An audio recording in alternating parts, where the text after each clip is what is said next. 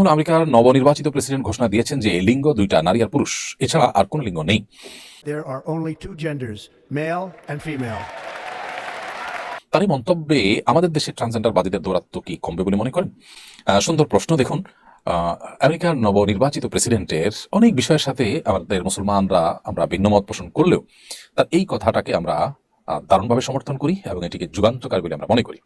আল্লাহ সুবহানাহু ওয়া তাআলা মানুষকে সৃষ্টি করেছেন আসলে নারী আর পুরুষ করে। আল্লাহ তাআলা সূরা নিসার শুরুতে বলেছেন ইন্না খালাকনাকুম, আল্লাহ সুবহানাহু ওয়া তাআলা বলেছেন যে ইন্না খালাকনাকুম মিন যাকারিন ওয়া উনসা, তোমাদেরকে নারী এবং পুরুষ থেকে সৃষ্টি করা হয়েছে। মানুষের দুইটা লৈঙ্গিক পরিচয় আছে, একটা হলো নারী, একটা হলো পুরুষ, অন্য কোনো লৈঙ্গিক পরিচয় নেই। তৃতীয় লিঙ্গ বলতে আমরা যাদেরকে বোঝাই হিজড়াদেরকে, সেই মানুষগুলো মূলত তারা লিঙ্গ প্রতিবন্ধী আমরা বলতে পারি। তাদের শরীরে বায়োলজিক্যালি এবং তাদের ফিজিক্যালি যদি তারা নারীত্বের দিকে তাদের ঝোঁক বেশি থাকে বা প্রবল টান থাকে, বা তাদের দেহে তাদের মানসিকতা এবং জিনগতভাবে নারীত্বের দিকটা প্রবল থাকলে তাদেরকে নারী ধরে ট্রিট করা হবে এবং তাদের যেটুকু পুরুষত্বের ভাব তাদের মধ্যে আছে সেগুলো ট্রিটমেন্ট করতে হবে, কাউন্সিলিং করতে হবে, ইত্যাদি উপায়ে তাদেরকে সুস্থ করে তুলতে হবে। এটি ইসলামের নির্দেশনা। এর বাইরে কিছু এক্সট্রাঅর্ডিনারি কেস আছে, সেগুলো একান্তই প্রতিবন্ধকতা হিসাবে দেখতে হবে, অসুস্থ হিসেবে দেখতে হবে।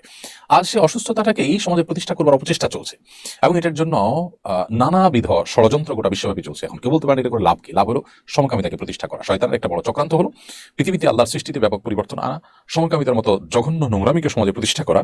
এটার অন্যতম উপায় হলো এই ছেলেকে মনে মনে তার মনে হলো মেয়ে, মেয়েকে মনে হলো তার মনে হলো ছেলে, এর ভিত্তিতে তার মানে আপনার লৈঙ্গিক পরিচয় শেষ করে দেওয়া। এর মাধ্যমে সমকামিতার পথ উন্মুক্ত হয়। একজন ছেলে যখন নিজেকে মেয়ে মনে করেন তখন তিনি আরেকজন ছেলের সাথে বিবাহ বসেন, অথচ তিনি আগে থেকেই ছেলে। তাহলে ছেলে সমান ছেলে, তাতে কি দাঁড়ালো? সমকামিতাই হলো। তো এইভাবে আসলে ট্রান্সজেন্ডার বাদ নানাভাবে প্রতিষ্ঠা হয়। এটার বিরুদ্ধে আমেরিকার প্রেসিডেন্টের ঘোষণা, এটা নিশ্চয়ই যুগান্তকারী একটি ঘটনা এবং অসাধারণ একটি বিষয়। তার অন্য সব বিষয়ে বা অন্য অনেক বিষয়ের মতো পার্থক্য থাকলেও কারো থাকতে পারে, কিন্তু এই বিষয়ে কারোর মতো পার্থক্য থাকা উচিত না। আমার মনে হয় আমাদের দেশের ট্রান্সজেন্ডারের ধ্বজাধারীরা, তাদেরকে এবার থামাবার একটা দারুণ সুযোগ এসেছে, তাদেরকে থামাতে হবে আমাদের, এবং তারা আমাদের এই সমাজকে নষ্ট করার যে চক্রান্তে লিপ্ত সেটার বিরুদ্ধে আমাদের কথা বলতে হবে।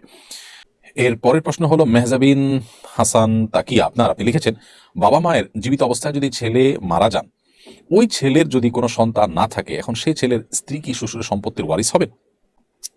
বাবা মার জীবদ্দশায় ছেলে যদি মারা যান, তাহলে এই ছেলের কোনো সন্তান না থাকলে এই ছেলের স্ত্রী এই ছেলের সম্পদ থেকে ওয়ারিস হবেন, শ্বশুরের সম্পদের ওয়ারিস হবেন না। কারণ শ্বশুরের সম্পদের ওয়ারিস কোনো অবস্থাতেই আসলে হয় না।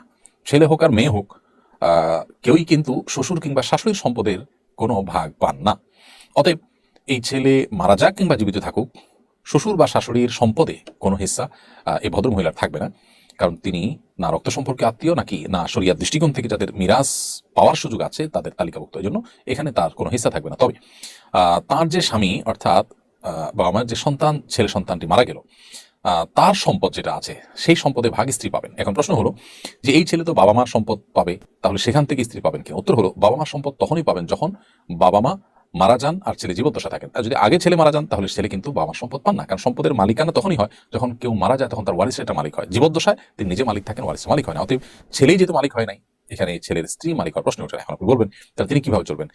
মূলত স্বামীর মৃত্যুর পর তিনি চাইলে বাবা বাড়িতে যখন ফেরত যেতে পারেন, তিনি চাইলে অন্যত্র বিবাহ বসতে পারেন। আবার শ্বশুর শাশুড়ি তারা ছেলের স্ত্রী হিসাবে তাদের নাতিপুতি থাকলে তাদের নাতিপুতির দায়ভার বাবা মার উপরে, অর্থাৎ দাদার উপর বর্তাবে, সেটা বলা বাহুল্য।